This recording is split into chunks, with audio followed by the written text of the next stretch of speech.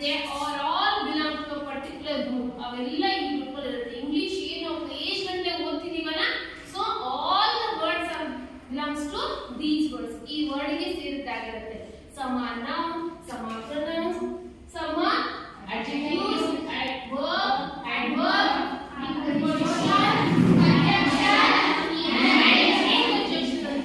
there are 8 parts of speech ಅಂತ ಹೇಳ್ತೀವಿ. ಬರೀ ಅಷ್ಟೇ ಅಲ್ಲ, ಈ 8 parts of speech ಅಲ್ಲಿ there are ತುಂಬಾನೇ ಅಷ್ಟು ವೆರೈಟೀಸ್ ಇದೆ.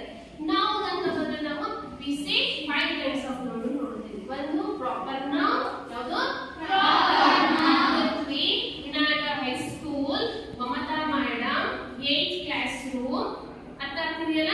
ಹಾಗೇನೆ Pooja, Honnali, Davanagere, India, these are all proper nouns. ಅವೆಂಥ nouns ಅದು ಪ್ರಾಪರ್ ನೌನ್. ಪ್ರಾಪರ್ ನೌನ್ಸ್ ಅವೆಲ್ಲ ಎಂಥ ನೌನ್ಸ್ ಆಗುತ್ತೆ? Proper noun. ಎಲ್ಲವೂ ಪ್ರಾಪರ್ ನೌನ್ ಆಗುತ್ತೆ. ಪ್ರಾಪರ್ ಮೀನ್ಸ್ ಪರ್ಟಿಕ್ಯುಲರ್ ಪ್ಲೇಸ್ ಅಥವಾ ಪರ್ಸನ್ಸ್ ಗೆ ಇರ್ತಕ್ಕಂಥ ಹೆಸರುಗಳನ್ನು ನಾವು ಏನಂತ ಹೇಳ್ತೀವಿ? Proper noun. ಕಾಮನ್ ನೌನ್ ಇರುತ್ತೆ. Vinayaka high school is also a school, ಹೌದಲ್ವಾ? Benapnali is also a village. Honnadi is also a taluk. There are number of taluks. ಅಲ್ಲಿ ಅನೇಕ ತಾಲೂಕ್ಸ್ ಇದೆ, ಹೌದಾನೆ? ಸೊ ತಾಲೂಕು ಅನ್ನೋದು ಅಥವಾ ಸಿಟಿ ಅನ್ನೋದು, ಸ್ಕೂಲ್ ಅನ್ನೋದು ಇವೆಲ್ಲ ಕಾಮನ್ ನೌನ್ ಆಗುತ್ತೆ. ಬಾಯ್, ಗರ್ಲ್ ಇದೆಲ್ಲ ಕಾಮನ್ ನೌನ್, ಹೌದಾನೆ? ಬಾಯ್ ಅಂತ ಹೇಳಿದ್ರೆ ಯಾರಿಗೆ ಬೇಕಾದ್ರೂ ನಾವು ಕರೀತೀವಿ, ಗರ್ಲ್ ಅಂದ್ರೆ ಯಾರಿಗೆ ಬೇಕಾದ್ರೂ ಹೇಳ್ಬೋದು. ಸೊ ಆ ತರದಲ್ಲಿ ಏನಾಗುತ್ತೆ, ಕೆಲವೊಂದಕ್ಕೆ ಕಾಮನ್ ನೌನ್ ಅಂತ ಹೇಳಿ ಕರಿತೀವಿ. ಹಾಗೇನೆ ಮಟೀರಿಯಲ್ ನೌನ್ಸ್ ಏನ್ ಮಾಡ್ತೀವಿ? ಮಟೀರಿಯಲ್ ಅಂದ್ರೆ ವಸ್ತುಗಳನ್ನ ಹೆಸರಿಸಲಿಕ್ಕೆ ನಾವು ಕೆಲವೊಂದು ನೇಮ್ಸ್ ಅನ್ನ ಕೊಡ್ತೀವಿ. those are called as material nouns. ಅಂತವಕ್ಕೆ ಏನಂತ ಹೇಳ್ತಾರೆ? ಮಟೀರಿಯಲ್ ನೌನ್ ಅಂತ ಹೇಳಿ ಅವುಗಳನ್ನ ಕರೀತಾರೆ. ಹಾಗೆ ಇನ್ನೊಂದು ಇರುತ್ತೆ, ಪ್ರಾಪರ್ ನೌನ್ ಆಯ್ತು, ಕಾಮನ್ ನೌನ್ ಆಯ್ತು, ಮಟೀರಿಯಲ್ ನೌನ್ ಆಯ್ತು. ಹಾಗೇನೆ ಇನ್ನೊಂದು ಟೈಪ್ ಆಫ್ ನೌನ್ ಯಾವ್ದಪ್ಪ ಅಂದ್ರೆ ಕಲೆಕ್ಟಿವ್ ನೌನ್ ಅಂತ ಹೇಳ್ತಾರೆ. ಎಂತ noun? Collective noun. Group of people, ಒಂದು ತರದ ಗ್ರೂಪ್ ಆಫ್ ಪೀಪಲ್ ಗೆ, ಗ್ರೂಪ್ ಆಫ್ ಅನಿಮಲ್ಸ್ ಗೆ, ಅಥವಾ it refers to a person, group of things, ಒಂದು ರೀತಿಯ ಥಿಂಗ್ಸ್ ಗಳಿಗೆ ರೆಫರ್ ಆಗಿರುತ್ತೆ. ಸೊ ಅದನ್ನ ಏನಂತ ಹೇಳ್ತಾರಪ್ಪ ಅಂತ ಹೇಳಿದ್ರೆ ಕಲೆಕ್ಟಿವ್ ನೌನ್ ಅಂತ ಹೇಳ್ತಾರೆ. ಕಲೆಕ್ಟಿವ್ ನೌನ್ ಅಂತ ಹೇಳಿದ್ರೆ ಗುಂಪು. ಏನಂತ ಹೇಳ್ತಾರೆ? ಪರ್ಟಿಕ್ಯುಲರ್ ಒಂದು ರೀತಿಯ ಗುಂಪಿಗೆ ಏನಂತ ಹೇಳ್ತಾರೆ? ಕಲೆಕ್ಟಿವ್ ನೌನ್ ಅಂತ ಹೇಳ್ತಾರೆ. ಮಾಬ್, ಹರ್ಡ್ ಅಲ್ವಾ? ಹರ್ಡ್ ಮೀನ್ಸ್ ಕೌದು ಹಿಂದೆ, ಅಂದ್ರೆ ಒಂದು ದನಗಳ ಹಿಂದಿಗೆ ಹರ್ಡ್ ಅಂತ ಹೇಳ್ತಾರೆ. ಆರ್ಮಿ, ಸೋಲ್ಜರ್ಸ್ ಗ್ರೂಪಿಗೆ ಏನಂತ ಹೇಳ್ತಾರೆ? ಆರ್ಮಿ. ನಂಬರ್ ಆಫ್ ಸೋಲ್ಜರ್ಸ್ ಇದ್ದಾರೆ, ಎಲ್ಲ ಸೋಲ್ಜರ್ಸ್ ಅನ್ನ ಕಲೆಕ್ಟಿವ್ ಆಗಿ ನಾವೇನಂತ ಹೇಳ್ತೀವಿ? ಆರ್ಮಿ ಏನಂತ ಹೇಳ್ತೀವಿ? ಆರ್ಮಿ. ಟೀಮ್ ಅಲ್ಲಿ ಪ್ಲೇಯರ್ಸ್ ಇರ್ತಾರೆ 12 ಜನ. ಸೊ ಅವರೆಲ್ಲರೂ ಸೇರ್ಬಿಟ್ಟು ಒಟ್ಟಾಗಿ ಏನಂತ ಹೇಳ್ಕರ್ತೀವಿ? ಟೀಮ್ ಅಂತ ಹೇಳ್ಕರ್ತೀವಿ. ಏನಂತ ಹೇಳ್ಕರ್ತೀವಿ? ಟೀಮ್ ಅಂತ ಕರಿತೀವಿ. ಈಗ ಒಂದು ಫ್ಯಾಮಿಲಿ ಇರುತ್ತೆ, ಆ ಫ್ಯಾಮಿಲಿ 4 ಜನ ಇರ್ತಾರೆ, ಆ 4 ಜನ ಒಟ್ಟಾಗಿ ನಾವು ಏನಂತ ಕರಿತೀವಿ? ಸೊ ಈ ತರ group of people, particular group of people ಅನ್ನ ನಾವು ಕರೆಯೋದಕ್ಕೆ ಅಂತ ಹೇಳ್ತೀವಿ ಕಲೆಕ್ಟಿವ್ ನೌನ್ಸ್ ಅಂತ ಹೇಳಿ ಹೇಳ್ತೀವಿ. ಅದೇ ರೀತಿ ನೆಕ್ಸ್ಟ್ ಅಲ್ಲಿ ಬರ್ತಕ್ಕಂಥದ್ದು ಯಾವ್ದಪ್ಪ ಅಂತ ಹೇಳಿದ್ರೆ ಅಬ್ಸ್ಟ್ರಾಕ್ಟ್ ನೌನ್. ಯಾವುದು? Abstract noun. ಅಬ್ಸ್ಟ್ರಾಕ್ಟ್ ಮೀನ್ಸ್ ಏನಪ್ಪಾ ಅಂತ ಹೇಳಿದ್ರೆ they defines about the quality, ನಮ್ಮ ಗುಣಗಳ ಬಗ್ಗೆ ಹೇಳ್ತಾರೆ. ಎಂತ ಗುಣಗಳ ಬಗ್ಗೆ ಹೇಳ್ತಾರೆ? Ramu is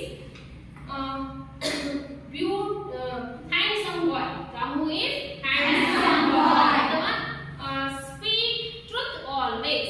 Speak truth always. ಯಾವಾಗಲೂ ಸತ್ಯವನ್ನೇ ಮಾತಾಡು.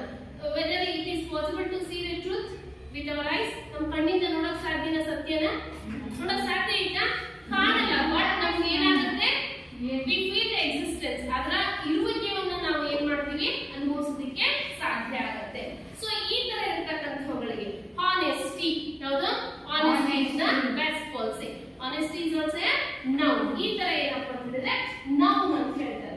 ಸೊ ಇದಾದ್ಮೇಲೆ ನಾವು ಇವತ್ತಿನ ಕ್ಲಾಸಿನ ಟಾರ್ಗೆಟ್ ಏನು ಅಂತ ಹೇಳಿದ್ರೆ noun ಜೊತೆಗೆ ನಾವು ಕಲಿಯಬೇಕಾಗಿರ್ತಕ್ಕಂಥ ಇನ್ನೊಂದು ಯಾವ್ದಪ್ಪ ಪಾರ್ಟ್ಸ್ ಆಫ್ ಸ್ಪೀಚ್ ಅಂತ ಹೇಳಿದ್ರೆ ಅದು pronouns.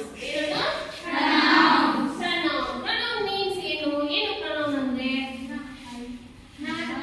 ನಾನು. Very good.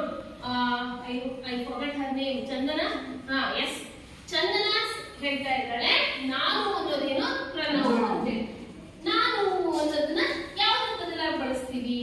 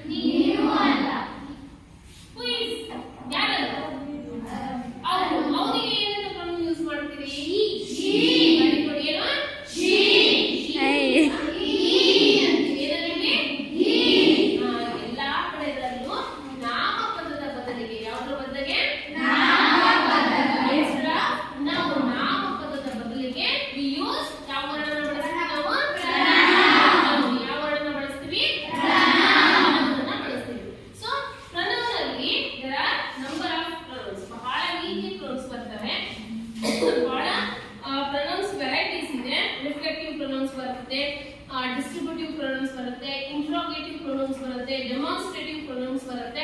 ಸೊ ಅದನ್ನ ನೀವು ಹೈಯರ್ ಕ್ಲಾಸಿಗೆ ಹೋದಾಗ ಇನ್ನೂ ತಿಳ್ಕೊಳ್ತಾ ಹೋಗ್ತೀರಾ, ಅಥವಾ ಈಗಾಗಲೇ ನಿಮ್ಗೆ ಗೊತ್ತಿರುತ್ತೆ ಇದೇ ಇದು ಅನ್ನೋದು ಐಡಿಯಾಸ್ ಇರಲ್ಲ. ಆದ್ರೆ ಇನ್ ಟುಡೇಸ್ ಕ್ಲಾಸ್ ನಾವು ಪರ್ಸನಲ್ ಪ್ರೊನೌನ್ಸ್ ಬಗ್ಗೆ ತಿಳ್ಕೊಂಡ್ರೆ ಅದ್ರ ಬಗ್ಗೆ ಪರ್ಸನಲ್ ಯಾವ್ಯಾವ ಪರ್ಸನಲ್ ಪ್ರೊನೌನ್ಸ್ ಈಗ ನಾವು ಹೇಳಿದ್ವಿ. ರಾಮು ಬದಲು ಏನನ್ನು ಬಳಸಿದಪ್ಪ? ಹಿ ಬಳಸಿದ್ವಿ. ಅದಕ್ಕಿಂತ ಮುಂಚೆ ನಾನು ಇಂಗ್ಲಿಷ್ ವರ್ಷನ್ ಏನು? ಏನು? ಈಗ ನಾನು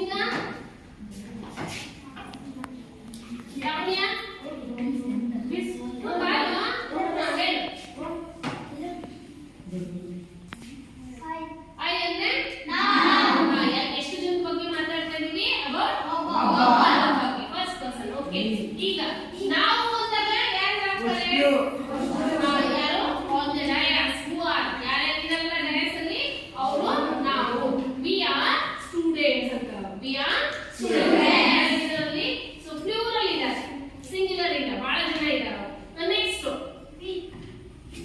we ಆಯ್ತು ನಾನೇ ಹೇಳಿದೆ next you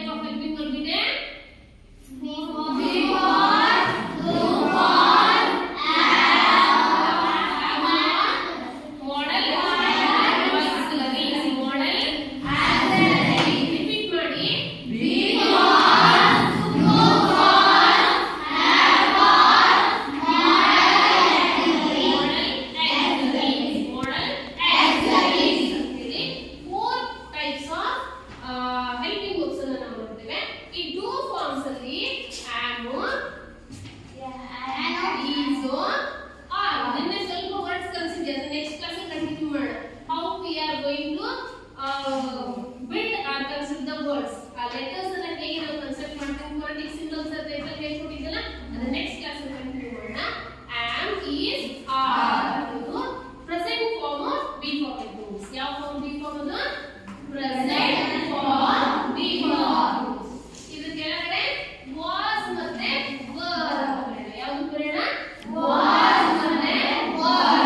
was were. So am is are was ಮತ್ತೆ were. were ಅಲ್ಲ were. ಏನದು were. ಸುಮಾರು ಜನ ಮಿಸ್ಟೇಕ್ ಮಾಡ್ತಾರೆ. it is not were, it's were. ಏನದು were. ಏನು ರಿಪೀಟ್ ಮಾಡಿ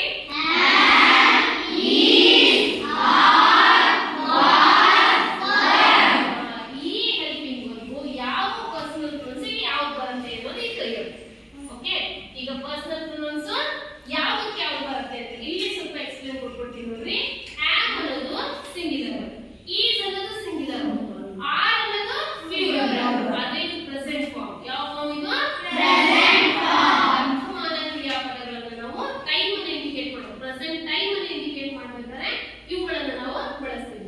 ಇನ್ನು ಪಾಸ್ಟ್ ಫಾರ್ಮ್ ಬಿ ಫಾರ್ಮ್ಸ್ ಅಂತ ಹೇಳಿ ಈ ಕೆಳಗಿಂದ ಹೇಳ್ತಾರೆ. ಯಾವ್ಯಾವುದು was and were. which are they? was and were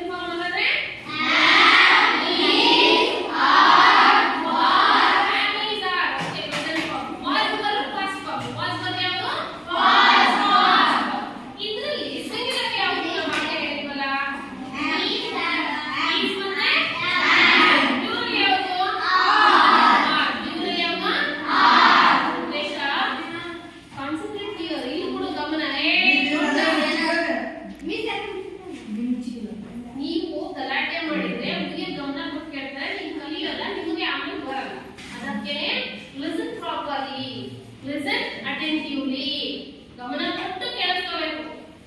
ಇಲ್ಲಾಂದ್ರೆ ಕಲಿಯಕ್ಕಾಗತ್ತಾ? ನಾಳೆ ಕ್ವೆಶ್ಚನ್ ಕೊಟ್ಟಾಗ you just leave the blank. Blank ಕೊಟ್ಟು ಕೊಡ್ತೀವಿ, ಉತ್ತರ ಬರೀಬೇಕು. ಸರಿನಾ ಅದು?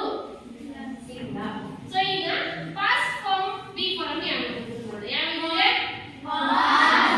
ವಾಸ್ ಮತ್ತೆ ವರ್ಕ್. ಎಲ್ಲ ಸಿಂಗ್ಯುಲರ್ಸ್ ಗೆ ವಾಸ್ ತಗೊಳ್ತೀವಿ, ಎಲ್ಲ ಪ್ಲೂರಲ್ಸ್ ಗೆ ವರ್ಕ್ ತಗೊಳ್ತೀವಿ. ಹಾಗಾದ್ರೆ ನೀವೇ ಹೇಳ್ಬೇಕು ಯಾವುದಕ್ಕೆ ವಾಸ್ ತಗೊಳ್ತೀವಿ ಪರ್ಸನಲ್ ಪ್ರೊನೌನ್ಸ್ ಗೆ, ಯಾವುದಕ್ಕೆ ವರ್ಕ್ ತಗೊಳ್ತೀವಿ ಅಂತ ಹೇಳಿ. Past be form past